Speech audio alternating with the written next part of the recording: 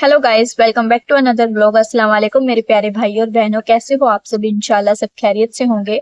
तो गाइस, आज हम हलाला टॉपिक पर बात करने वाले हैं। इस्लाम में हलाला का मतलब क्या है और हलाला कानून कब लागू किया जाता है।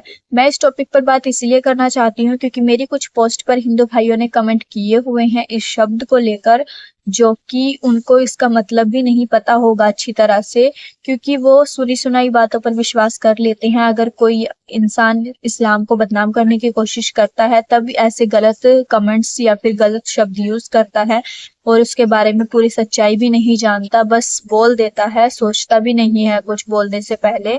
और जो मेरे मुस्लिम भाई हैं उनको तो इस बारे में अच्छे से नॉलेज है, मुझे पता है कि वो तो किसी के लिए गलत कमेंट्स नहीं यूज करते हैं, क्योंकि उनको अच्छी तरीके से पता है कि अगर हम किसी के लिए बुरा बोलेंगे तो इसका क्या गुनाह पड़ता है। बट जो हमारे हिंदू भाई है वो किसी के लिए भी नहीं सोचते हैं कि हम आखिर बोल क्या रहे हैं। और पता है, अगर हम किसी के लिए गलत बोलते भी है ना तो सामने वाले की लाइफ पे उसका कोई फर्क नहीं पड़ता है। अब जैसे मेरे पास कितने गलत कमेंट्स आते हैं, अच्छे कमेंट्स आते हैं, तो गलत कमेंट्स का तो मेरी लाइफ पे कोई असर नहीं पड़ने वाला ना, क्योंकि कुछ करना तो वही है जो मैं करूंगी। आप सबके कमेंट्स करने से मेरी लाइफ पे क्या असर हो रहा है? बस वो पता चलता है कि हाँ, आपकी सोच कैसी है। जो सामने वाला गलत बोल रहा है उसकी सोच का पता चलता है कि हाँ, उसकी सोच कैसी है और उसने कितना उस चीज को समझा है और कितनी उसको नॉलेज है। ये सिर्फ आपकी इमेज बनाता है कि आप कैसे बात करते हो, कैसे बोलते हो। कुछ कमेंट्स बहुत ही ज्यादा गलत होते हैं और जो अच्छे कमेंट्स होते हैं मुझे भी खुशी मिलती है, क्योंकि मेरे जितने भी मुस्लिम भाई हैं वो इस चीज को समझते हैं, तो वो सब मेरे साथ है। तो ये दो चार अगर गलत कमेंट्स आ भी रहे हैं तो उनका मेरी लाइफ पर कोई फर्क नहीं पड़ता है। मैं सिर्फ ये बात क्लियर करना चाहती हूँ कि जिनको इस चीज के बारे में नॉलेज नहीं है वो भी इस चीज को मेरे थ्रू ही समझ ले, क्योंकि वो मेरा भी लोग देखते तो हैं और गलत कमेंट्स भी कर, क्यों ना मेरा भी लोग देख के उनको थोड़ी सी नॉलेज ही मिल जाए कि आखिर हलाला होता क्या है। इसीलिए मैंने आज इस टॉपिक को उठाया है, उसके बारे में थोड़ी सी जानकारी निकाली है जो मैं आप सबके साथ शेयर करना चाहती हूँ। और इस्लाम में हलाला का वास्तविक अर्थ क्या है? इस्लाम में हलाला कानून कब लागू किया जाता है? तो जब हम किसी के साथ शादी करते हैं, उसके साथ रहते हैं, तो ऐसे बहुत कई बार ऐसा टाइम आता है कि उतार चढ़ाव भी होता है, लड़ाई झगड़े भी होते हैं। तब बात कभी कभी इतनी ज्यादा बढ़ जाती है कि हमें तलाक तक लेना पड़ता है। तो अगर हम एक बार तलाक ले लेते हैं उसके बाद हमें कुछ टाइम बाद ये एहसास होता है कि नहीं, हमें अपने रिश्ते में वापस जाना है, तो आपको दूसरा मौका दिया जाता है कि ठीक है, आपको दूसरा मौका दिया जाता है, आप एक साथ रह सकते हो। बट दूसरी बार भी अगर सिर्फ वही चीजें दोहराई जाती है कि आप फिर नहीं एक साथ सही से रहते हो, तब आपको दूसरा तलाक होता है।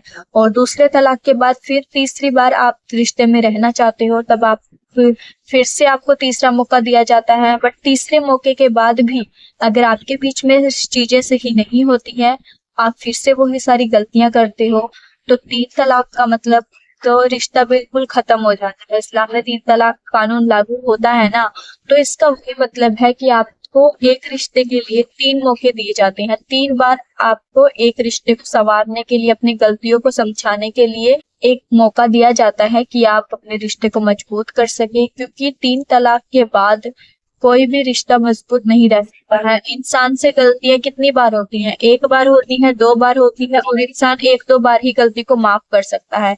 बट जो इंसान तीन बार गलतियां करती है उसके बाद माफी नहीं होती है। तीन तलाक के बाद ना माफी होती है और ना ही रिश्ता रहता है और ना ही विश्वास रहता है, क्योंकि तीन तलाक के बाद रिश्ता पूरी तरह से खत्म हो जाता है। और उसके बाद कोई इंसान दोबारा शादी कैसे कर सकता है किसी से? तीन तलाक के बाद दोबारा शादी नहीं हो सकती है। तीन तीन टाइम बहुत होता है एक दूसरे को समझने के लिए कि हाँ चलो, आपको तीन मौके दिए गए हैं, अब तीन मौकों में भी आप अपने रिश्ते को नहीं समझ रहे हो, उसको सही से मजबूत नहीं कर रहे हो, फिर तो ये चौथा कानून लागू होता है जिसको हलाला बोला जाता है। हलाला में यही होता है कि तीन तलाक के बाद अगर आपको चौथी बार मौका चाहिए अपने पति के साथ रहने के लिए, तो आपको पहले किसी गैर मर्द के साथ रहना होगा, उसके बाद आप अपने पहले पति के साथ रह सकते हो। बट ऐसा कौन करता है? जो इंसान तीन तीन बार मौका मिलने के बाद भी सही से नहीं रह सका, वो चौथी बार किसी गैर मर्द के साथ रहकर अपने पहले पति के साथ सही से रह पाएगा? ऐसा बिल्कुल भी नहीं होता है। ये सिर्फ इस्लाम को बदनाम करने की कोशिश की गई है। तीन तीन तलाक के बाद कोई भी रिश्ता दोबारा नहीं जुड़ सकता है और ना ही ये हलाला कानून लागू होता है। और कोई भी मर्द अपनी बीवी को बर्दाश्त नहीं कर सकता है किसी दूसरे मर्द के साथ रहकर वो अपने रिश्ते को मजबूत कर सके। ऐसा बिल्कुल भी नहीं होता है। ये सिर्फ हिंदू भाई होते हैं जिनको इस चीज के बारे में नॉलेज नहीं है। अब कोई लड़की है कोई लड़का है तो वो पहले एक दूसरे को समझेगा जानेगा तभी उसके साथ रिश्ता रखेगा ना। और अगर हमसे गलतियां हो भी जाती हैं तो हम अपने रिश्ते को अपनी गलतियों को एक बार सुधारेंगे, दो बार सुधारेंगे, तीन बार सुधारेंगे, बट चौथी बार फिर से वही गलती थोड़ी ना करेंगे।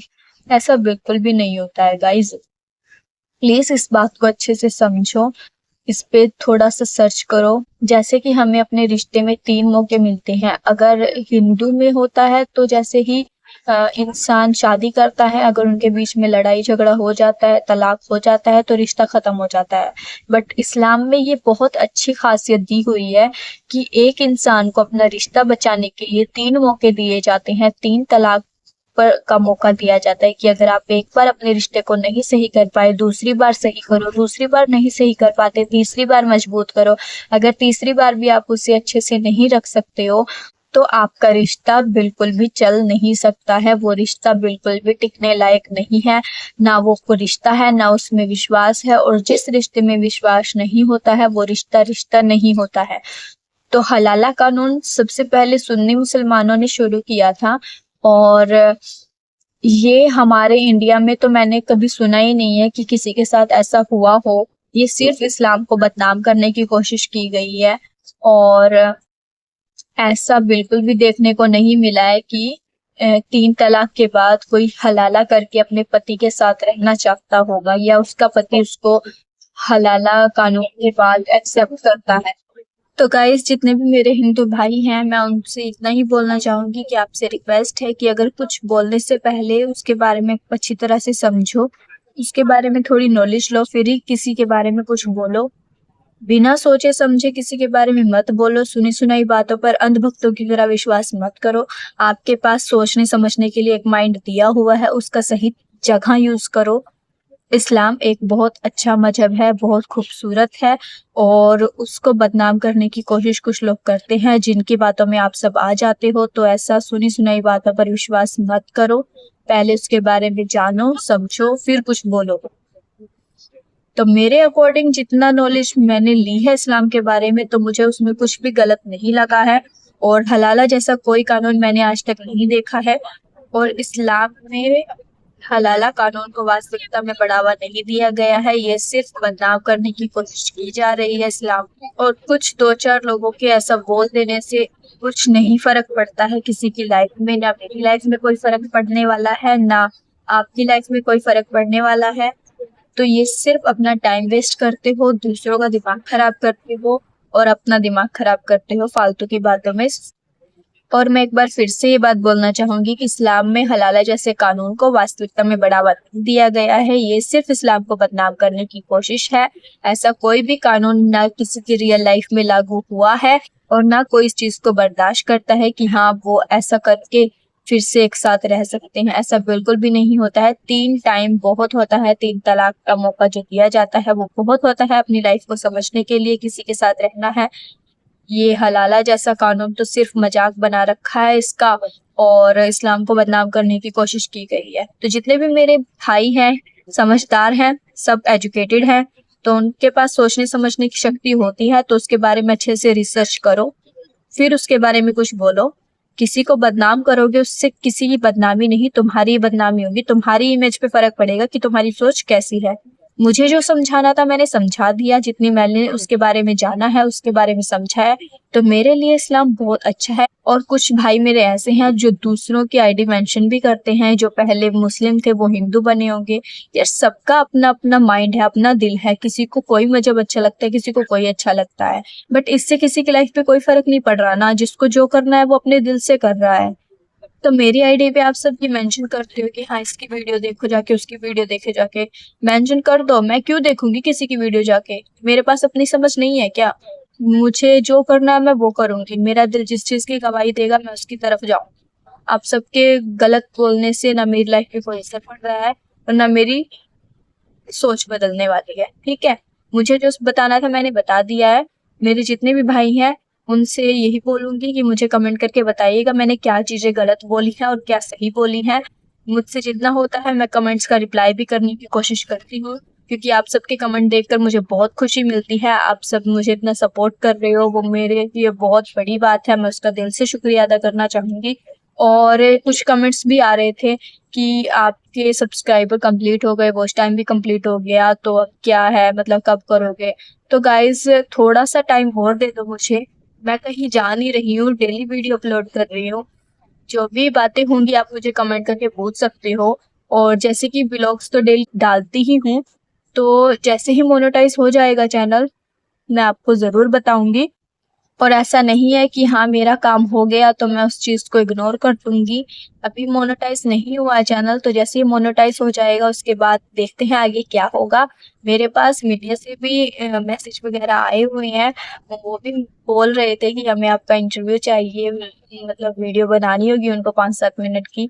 तो मैंने उनको भी अभी कोई रिप्लाई नहीं किया है, क्योंकि उसके लिए मुझे अभी थोड़ा टाइम चाहिए। पहले चैनल मोनेटाइज हो जाए उसके बाद हम आगे बढ़े। आप सब ऐसे ही सपोर्ट बनाए रखिएगा। इसके साथ ही मैं आज का व्लॉग एंड करती हूँ। अच्छा लगे तो please like, comment, share, channel subscribe करें। बाय बाय, खुदा हाफिज।